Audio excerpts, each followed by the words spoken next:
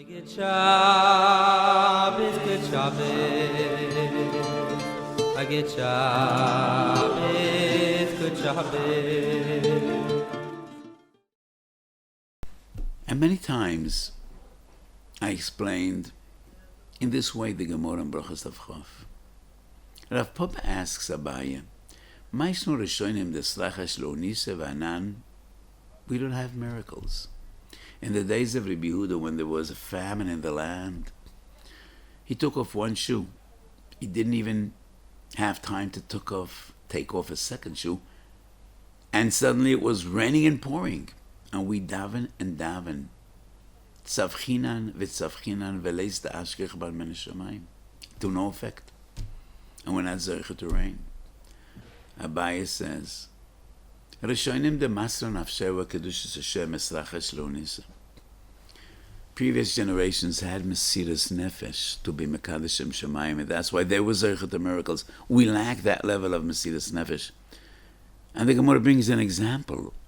What is real Mesirus Nefesh? Avada Barahava walks on the street and it sees a woman that is immodestly dressed. He walks over and he tears to shreds her coat or a sweater, whatever she was wearing. And then people told him, this is not a Jewess. She's not a Jewish woman. She's a Gentile. She's not Mechuyev and Tznius. You have no right to hurt her. And he is taken aback. And he turns to that woman and he says, what is your name? And she says, Mosan. Mosan sounds like Mosayim, like 200. And he says, Mosan, Dalad Meyaziz Shavi, and he gives her $400. That's the end of the story. And I wonder, what do Chazal want us to learn from this story? An example of Mesirus Nefesh for Kiddush Hashem. What is the example? Ravada Barahava is a very respectable figure. He's one of the Gedolei Hador. He's a great teacher of Torah. This is very embarrassing. In the street to walk over to a woman, to tear her beged, and she's probably going to call the police. You're going to be handcuffed. You're going to take to the police station. You know, this is a terrible embarrassment. You're going to be shamed, but he doesn't care. This is Mesirus Nefesh. So why do Chazal need to tell us the end of the story? She was Jewish, she was not Jewish. He asked her, what's your name? And he gave her $400. I think that's the punchline, and that is so important to understand the story, because we need to know, who was this Rav Ada Barahava? Was he an angry person or a forgiving person? If he's the angry type. So before going to shul in the morning, he had a fight with his wife because the coffee she made him wasn't exactly to his taste. And then he punched the gabbai in shul because he didn't give him shlishi. And now after davening, he walks down the street and he sees a woman that's dressed in a red dress and he tears her dress. If that would be the story, Rav Ada Barahava would not be considered a great person. That is not the kanoas to be admired. So we need to know, who was Rav Ada Barahava.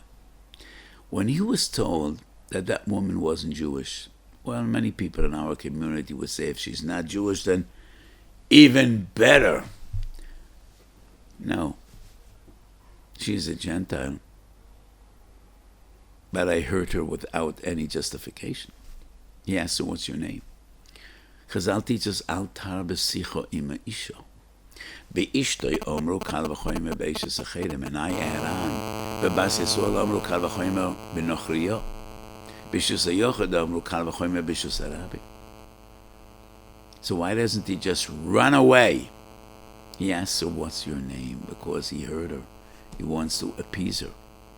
And she says, my name is Mosan. Mosan, Dalad Meyazuz Shavi, gives her $400. He had the right to ask, where did you buy this dress? How long have you been wearing it? How much did you pay? So maybe we need an appraisal. How much is a used dress? This company, this material, how much is it worth? And I'll pay you as much as it's worth. No, he doesn't do that. He says, Mosan. He gives her $400, probably far more than what the beged was worth. That's the Vada Barahava. So his kanoas was not out of anger and vengeance. It was L'Shem Shemayim. And that is why, yes, there was Zeichut to miracles. Kodesh Baruch Hu listened to their prayers. Yerushalmi at the end of Tanis. Sharu Travada Barahava b'meherachtu yomim. Why you Zeichut to old age? And he says, Meyoma lo yekpadati b'toich beisi. Do you know many people that could say, Miyomai lo yekpadati b'toich beisi? Never was I angry at home.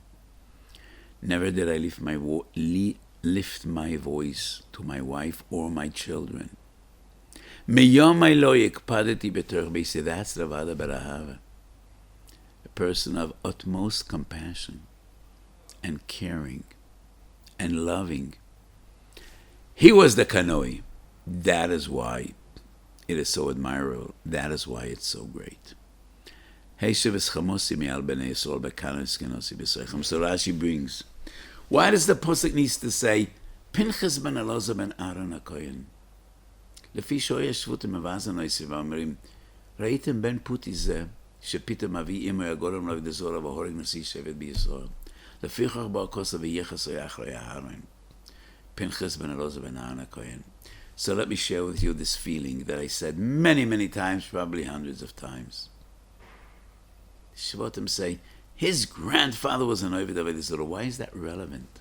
Why is that relevant? This comment is stupid, it's outrageous. The Pasuk doesn't need to say Pinchas ben Elazar ben Aaron HaKohen to teach us that this ridiculous comment is not acceptable. What does it have to do with his grandfather? And I say, those that made that comment had a point. And they said, says the Gemara in Shabbos Kufhei, Meshaba Kelem B'chamosa Yeh Beinecho Kovid Avodah Zarah. Kas has some connection to Avodah Zarah. When a person becomes angry, he loses control. You no longer control your emotions. You're losing control. You're becoming insane when you're mad. You no longer control what you're saying, what you're doing. You're impulsive, and in a way that is similar to Avodah Zarah. You're losing your mind, you're losing your judgment. That what happens to a person when he gets angry. In a way, it's insanity.